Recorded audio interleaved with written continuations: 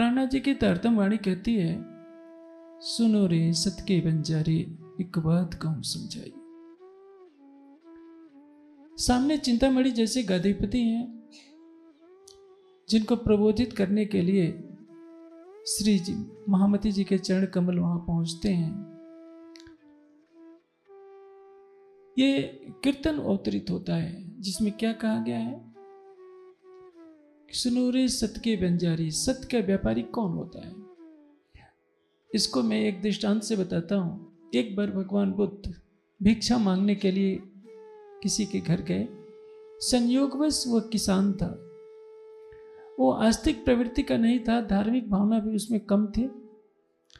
उसने व्यंग में कहा कि भगवान आप तो भिक्षा मांगने हमारे घर आ गए, अब बैठे बैठे क्या करते हैं? देखिए मैं तो खेती करता हूँ, परिश्रम करता हूँ, और आप तो बैठे बैठे निठल्ले, आपके साथ हजारों भिक्षुक हैं, वो बैठे रहते हैं, केवल भोजन करते हैं, जैसे आजकल भी काफ़ी कुछ कहा जाता है। बुद्ध मुस्कुराए और उन्होंने कहा कि देखो तुम खेती करते हो, मैं भी खेती करता हूँ।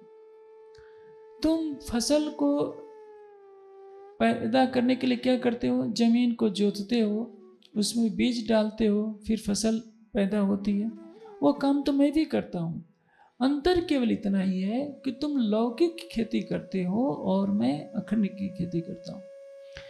मैं ज्ञान की उर्वरा धरती में साधना का बीज बोता हूँ, जिसका परिणाम होता है कि मोक्ष रूपी फसल तैयार होती है। तब उस किसान को समझ आया कि वास्तविक धन तो वही है, मैंने जो कुछ कमाया है वो तो यहीं रह जाएगा। नीति क्या कहती है, देखिए हमारी संस्कृत में दो मान्यताएं, एक भौतिकवाद और दूसरा है अध्यात्मवाद। भौतिकवाद क्या कहता है,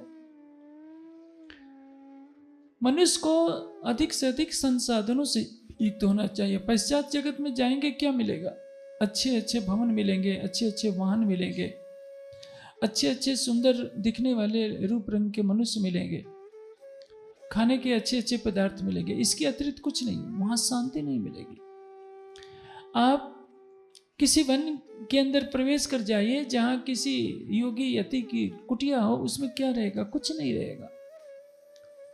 योगी महात्मा के चेहरे पर बहुत बड़ी दाढ़ी भी होगी, कपड़े भी नाम मात्र के होंगे, हो सकता है कमर में लंगोट हो, वो भी कुछ नहीं हो। देखने में वो व्यक्ति कैसा लगता होगा, लेकिन उसके हृदय में सर्वशक्तिमान परमात्मा की छवि बसी होती है। जानते हैं भर्तृहरि ने क्या कहा है, दिशाएं जिसके वस्त्र